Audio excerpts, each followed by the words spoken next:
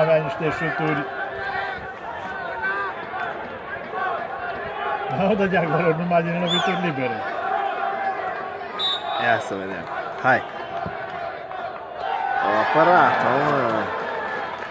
E bună trasă. Bine trasă, da?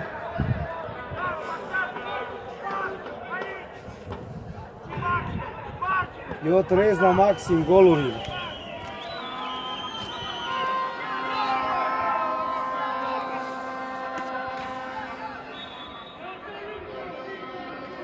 Hai, Giu și Rineasa. Suporter adevărat, nu?